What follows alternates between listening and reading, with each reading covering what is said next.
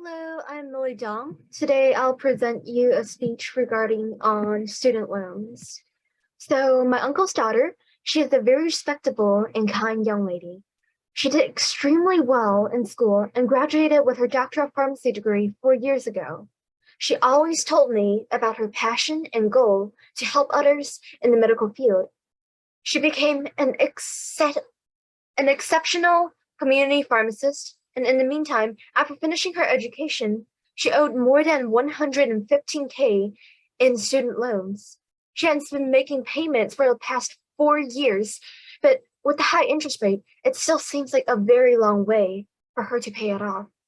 Written by Hannah Bayerham, a Bankrate journalist and a student loan reporter, on May 16, 2022, in her student loan debt statistic.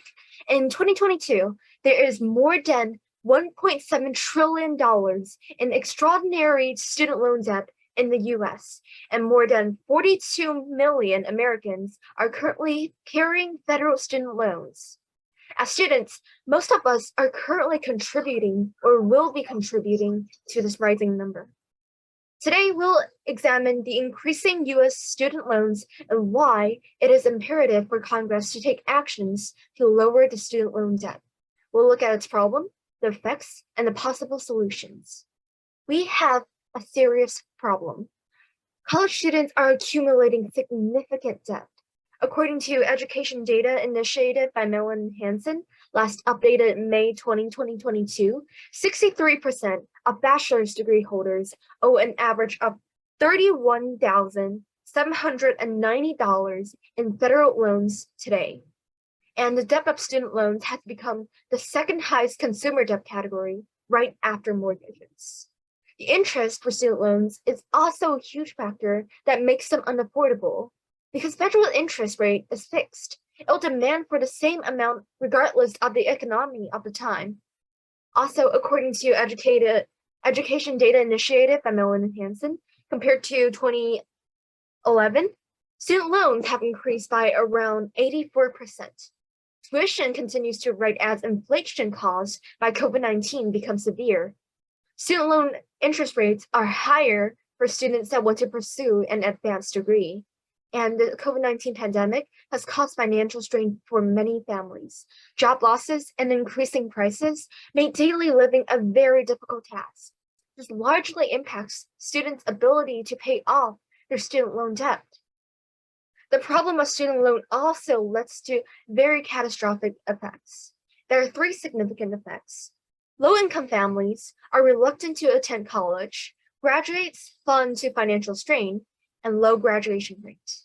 According to National Center for Education Statistics, in their profile Federal Student Aid, last accessed in July 24, 2022, it is proven that when less than 17% of student loans are in the top 20% of the families compared to the 20% of the bottom families that are accepted to college, the families that are in the top 20% only have 17% of students that refuse to enroll to college, while 50% of the families from the bottom 20% accepted to college did not enroll. What this means is people from higher income families are less likely to be affected by student loans rate, compared to student loans with lower income backgrounds who are much more likely not to attend college. On June 30, 2015, researcher Jeff Gambriel suggested that 70% of students are concerned about their personal finances, and 60% of them worried about unable to pay student loans and personal expenses. In his article, 70% of college students stressed about finances in Ohio State News. College students and graduates fall into financial strain before fulfilling their daily needs and tuition fees. The overwhelming student loan debt causes stress that hurts students both physically and mentally.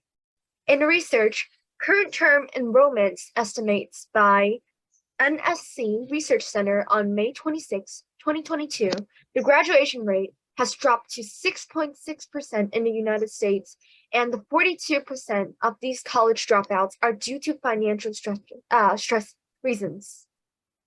The decline of graduation rates has reached a peak in US history. More students are choosing work over education. With technology and information within reach, students prefer to learn material than information about their major on their own, and a degree is no longer a necessity. Although these effects are catastrophic, there are still solutions. There is a clear solution. Congress must lower the student loan interest rate and take action to lower the student loan debt. According to interest rate and fees of federal loans by Federal Student Aid, last accessed July 24th, 2022, a fixed student loan interest rate for undergraduates, graduates, and parent and graduate or professional students is 4.99%, 6.54%, and 7.54%. Interest rates are set by federal laws rather than the U.S. Department of Education. We need Congress to lower the student loan interest rate.